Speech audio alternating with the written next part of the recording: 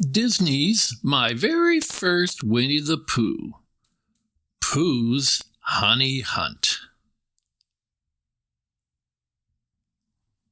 One day in the 100-acre wood, Winnie the Pooh and some of his friends had gone to Pooh's house and played together all morning. They told stories, they'd played games, and they'd sung songs. "I wonder what we should do now," said Pooh.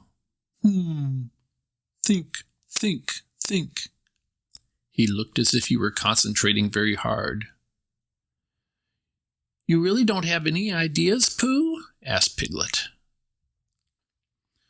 "Wait," said Pooh. "Maybe I do."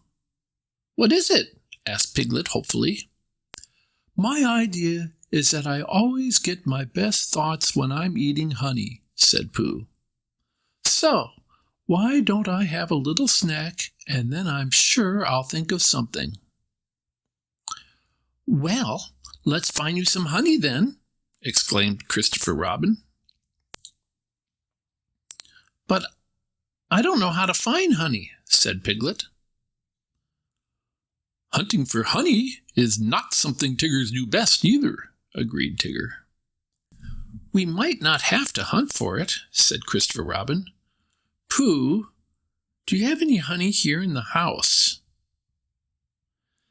"As a matter of fact, I think I do, Christopher Robin," answered Pooh. "All right then, everyone," said Christopher Robin. "Let's start our search in the cupboards." "Good thinking," replied Pooh.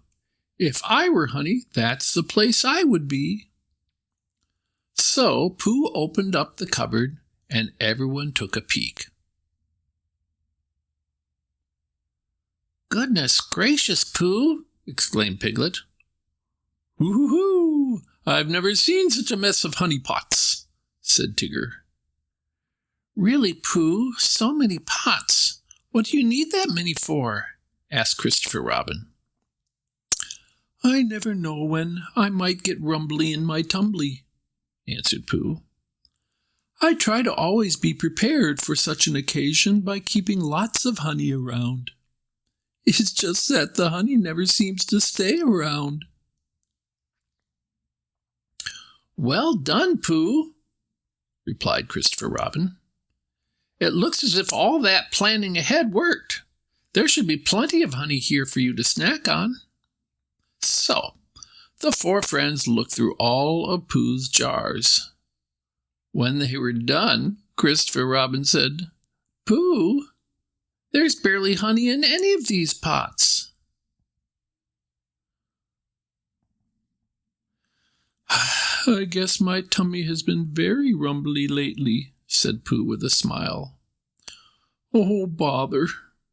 What shall we do now, Christopher Robin?" "Well, I guess we'll have to go hunting for honey after all," Christopher Robin replied. "We'll all help," agreed Piglet. "Why don't we take some hunting tools to help us?" suggested Christopher Robin. Everyone agreed that this was a splendid idea. "It's all settled then. We'll all run home and grab our tools and meet back here in a little while." "Please hurry. My tummy is getting more rumbly by the minute," said Pooh. Then suddenly he remembered something. "Wait," he called out. But everyone had left. "Oh, bother," said Pooh. "I had something else to tell them." Soon Piglet arrived at Pooh's door, pulling a cart full of honey-hunting tools. "Phew!" exclaimed Piglet. "I sure hope I brought enough." "Why, Piglet," said Pooh, opening the door, "what's all that in your cart?" "I wasn't sure what to bring, Pooh," replied Piglet, "so I brought everything. Do you think any of it will help?" "Well, actually," Pooh began. But Piglet was so excited he didn't wait for Pooh to finish. "I brought a pinwheel to blow the bees away," he said breathlessly. "A scarf to wrap around your face to protect you from bee stings.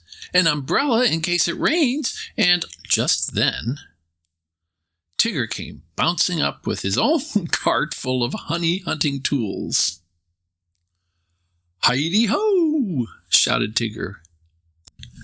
"Hello, Tigger," said Pooh. "I was just about to tell Piglet that we don't—" "I wasn't exactly sure what we'd need, buddy boy," Tigger interrupted, "so I just brought all this stuff. I've never been on a honey hunt before." "What's in your wagon, Tigger?" asked Piglet.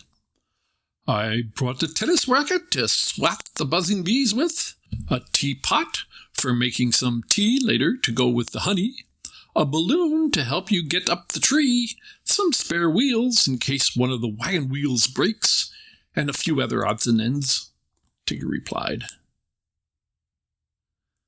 "But, Tigger, Piglet, we don't need any of those tools," explained Pooh. Tigger was disappointed. "I'm sorry, old buddy," he said. "I tried my very best to come up with something." "Me too," agreed Piglet. "I suppose I should have explained earlier how I hunt for honey," said Pooh. "Do we need to find some different tools?" wondered Piglet. "We don't need any tools at all," announced Pooh. "You mean Piglet and I brought all this stuff and we don't even need it?" asked Tigger. "I'm afraid so," Pooh admitted. "Well then, old buddy, tell us, how do you hunt for honey?" asked Tigger. Just then, Christopher Robin came walking up the path.